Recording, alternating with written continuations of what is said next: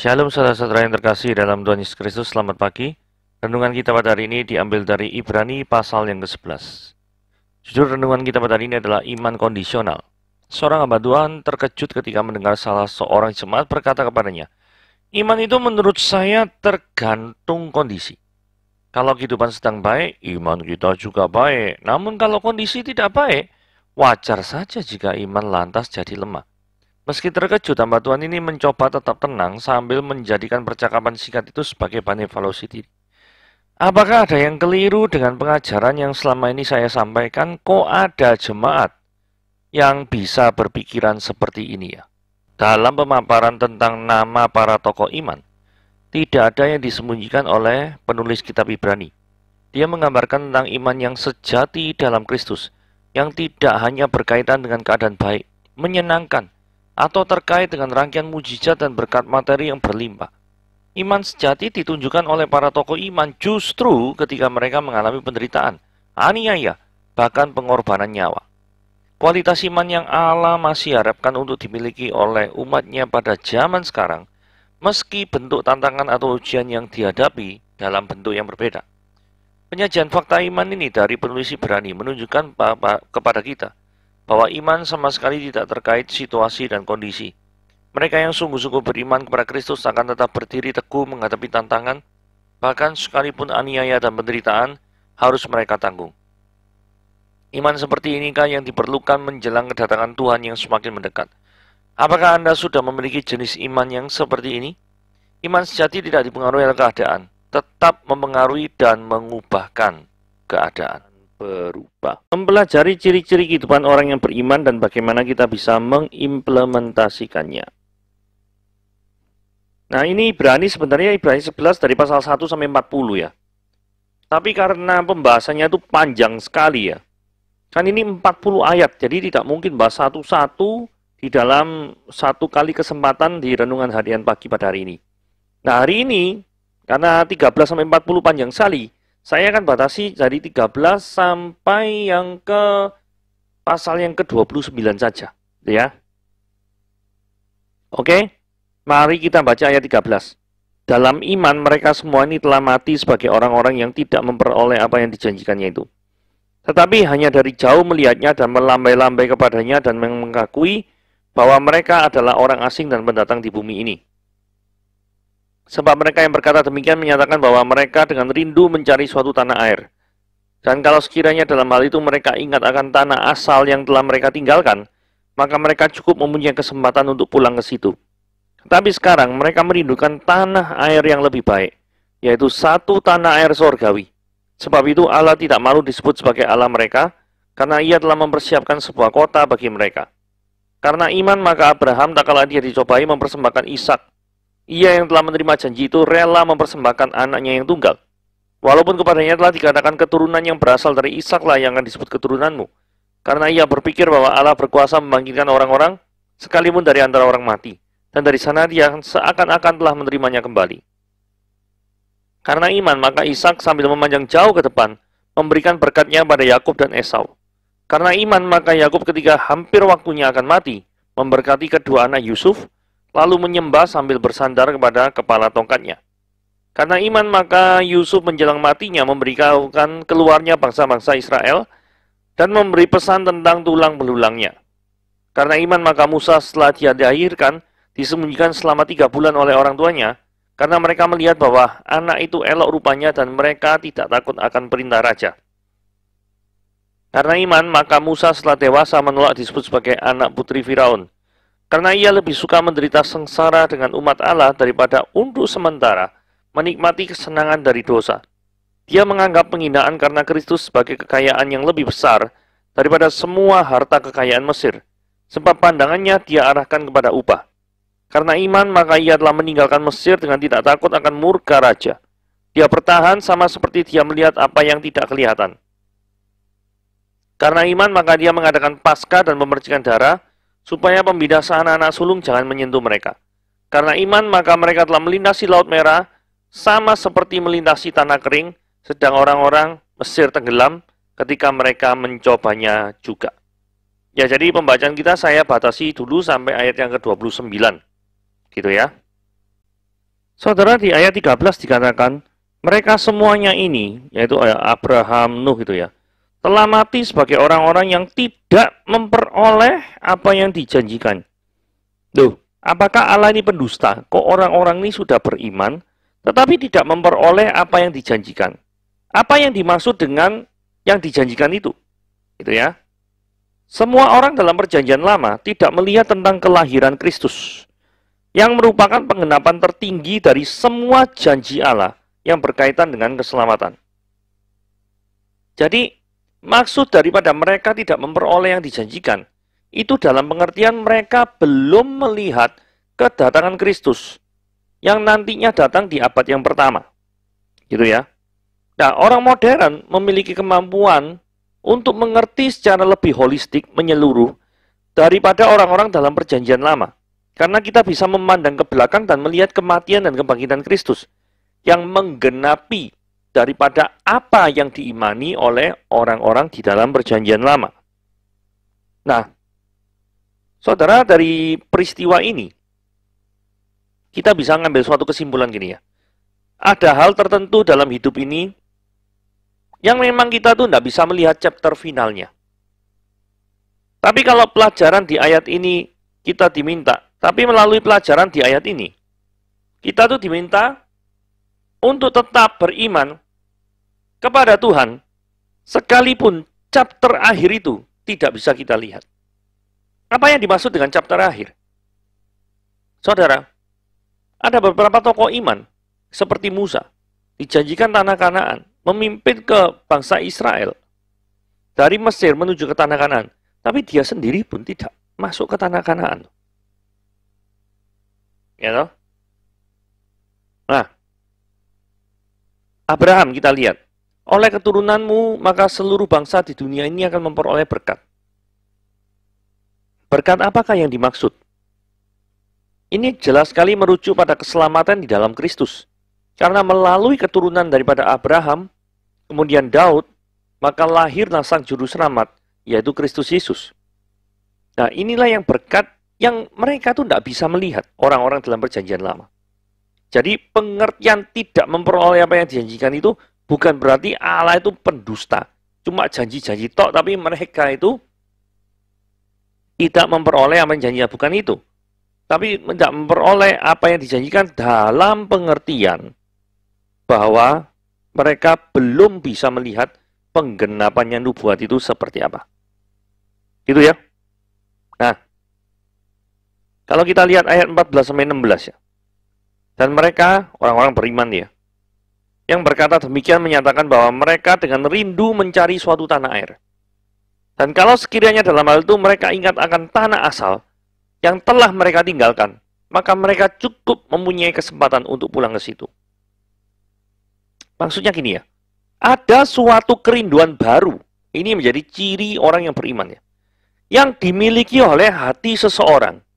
Ketika orang tersebut mulai beriman kepada Tuhan. Saudara sadar enggak? Sebelum saudara beriman kepada Kristus, dan setelah saudara beriman kepada Kristus, ada kecenderungan yang berubah kan? Kalau dalam diri saya mulai menyukai hal-hal yang rohani. Lagu-lagu, saya juga mulai menyukai hal-hal rohani. Lagu-lagu dunia, sedikit demi sedikit, mulai ditinggalkan. Ada suatu kesenangan sendiri ketika mendengarkan lagu rohani.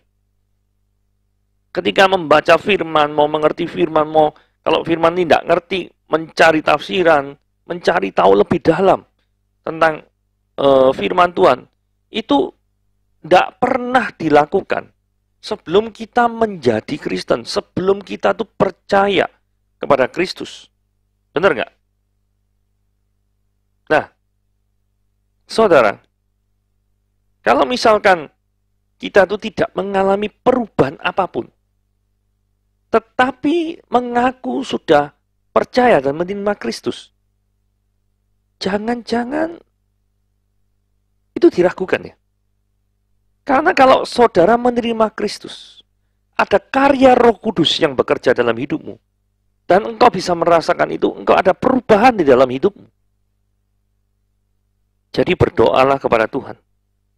Goncangkan daripada tubuhmu, pikiranmu, ya toh, digoncang, bergetar. Bukan bergetar dalam roh apa gini gitu, bukan ya, bukan itu maksud saya. Tapi goncang itu maksudnya ada suatu kegerakan. Jangan diem saja gitu loh maksudnya. Untuk kerajaan surga. Jadi tidak mungkin lah orang yang sudah beriman, ini ciri khasnya ya, akan diem saja terhadap hal-hal yang bersifat rohani. Tidak mungkin. Orang yang diem saja terhadap hal-hal rohani, itu adalah orang-orang yang tidak mengenal atau tidak menyukai hal-hal rohani. Jadi, seperti ini ya, ada kesempatan untuk balik ke kehidupan asal. Tetapi mereka tidak mau, lebih memilih untuk merindukan tanah air sorgawi. Lah ini ciri khas orang beriman. Kerinduan terhadap hal sorgawi itu lebih mendominasi keinginan seorang setelah dia percaya kepada Tuhan. Nah pertanyaannya, keinginan yang mendominasi dalam hidupmu itu keinginan yang seperti apakah? Tanyakan terhadap dirimu dan jawablah dengan jujur. Apakah hal berhubungan dengan rohani atau lebih ke arah duniawi? Logika dan iman apa sejalan? Maksudnya gini ya, kita lagi membahas Abraham. Ketika dicobai di Kejadian pasal yang ke-22, ya, disuruh mempersembahkan Ishak. Walaupun kepada Abraham telah dikatakan, keturunan yang berasal dari Ishaklah yang disebut keturunanmu. Saudara, kalau saya jadi Abraham tuh bingungnya setengah mati ya. Bagaimana mungkin Abraham tuh bisa melakukan tindakan iman yang seperti itu? Disuruh mempersembahkan Ishak. Tetapi janji Tuhan itu sangat jelas. Mengatakan, dari keturunanmu yang disebut Ishak, bukan Ismail. Itu yang disebut keturunanmu. Lah, kalau Ishaklah yang disebut keturunanmu, kenapa kok disuruh mempersembahkan Ishak? Apa ada Ishak yang kedua maksudnya? Wah, pasti berkecamuk. Ini perintah gak masuk akal ini. Apakah untuk menjadi orang beriman tidak perlu pakai akal? Nah, ternyata tidak seperti itu ya. Di ayat yang ke-19 dijelaskan, karena ia berpikir, berarti pakai akal ya. Abraham itu berpikir, dia mikir. Jadi orang beriman sekelas Abraham itu tidak memendam atau menonaktifkan pikirannya, bukan. Bapak orang beriman aja berpikir kok. Apa yang dia pikirkan? Dia begini ya. Allah itu berkuasa membangkitkan orang mati. Sekalipun dari antara orang-orang mati. Jadi kalaupun Ishak ini nanti mati, maka Tuhan kan sudah janji toh ya. Sudah janji bahwa dia melalui keturunan Ishak, itu yang disebut keturunannya. Jadi tidak mungkin ketika dia mempersembahkan Ishak, dan kalaupun misalnya Ishak mati, maka Allah akan membiarkan Ishak mati selama-lamanya. Itu imannya Abraham kayak gitu. Karena Allah itu berkuasa membangkitkan orang mati. Dan dari sana ia seakan-akan telah menerimanya kembali. Maksudnya, menerima bahwa Ishak tidak akan mati, dia akan dibangkitkan. Itu sebabnya Abraham ini disebut sebagai bapak orang beriman. Soalnya nggak ada orang yang memiliki iman sehebat ini. Begitu ya. Oke, kisah iman Ishak dan Yakub.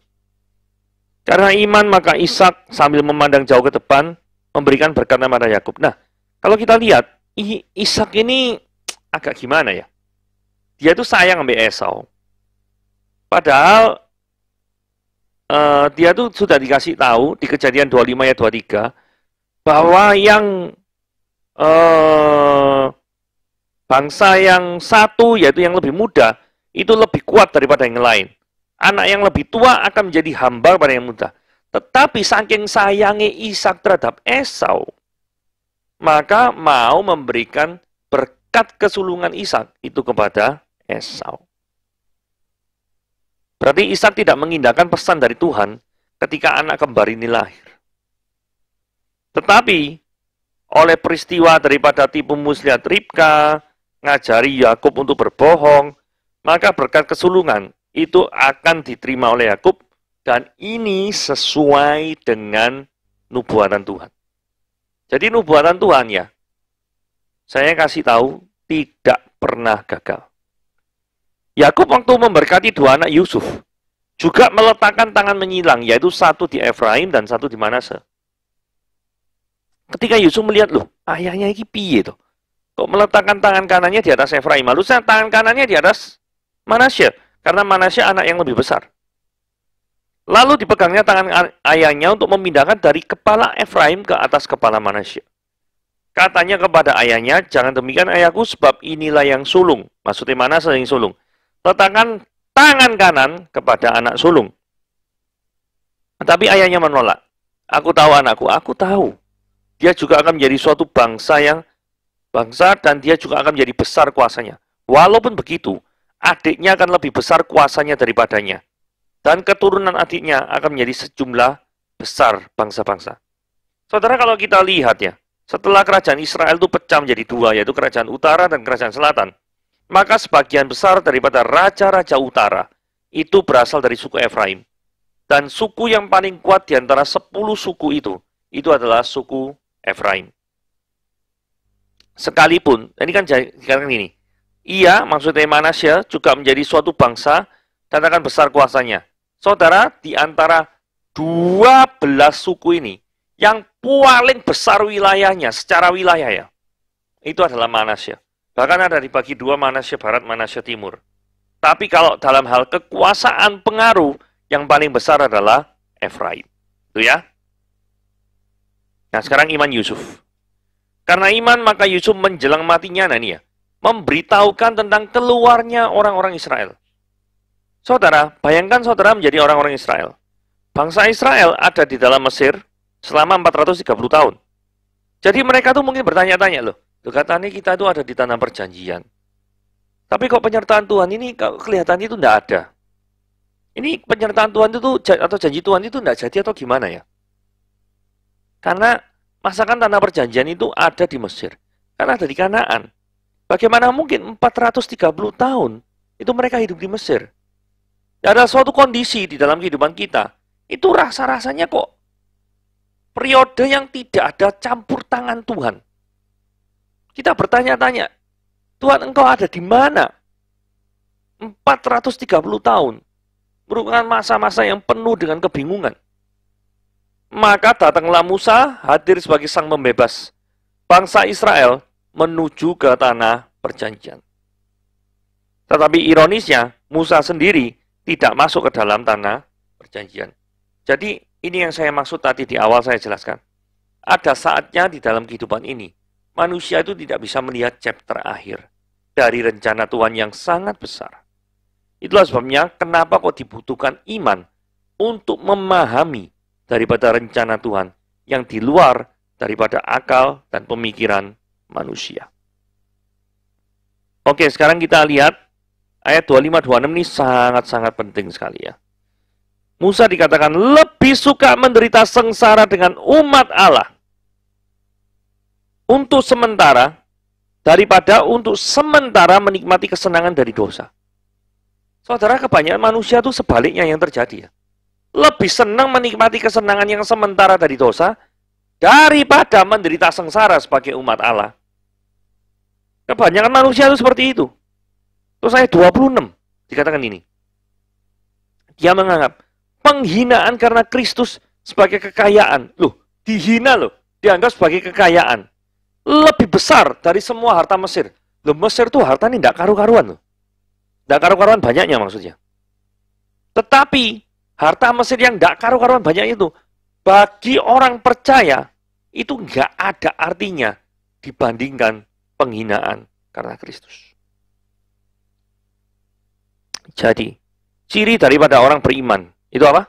Selalu mengarahkan pandangannya ke depan, dan hatinya tidak tergoda pada tawaran harta duniawi yang sangat menggiurkan. Ada banyak di dalam kehidupan ini kita ditawarkan suatu hal yang sangat menggiurkan.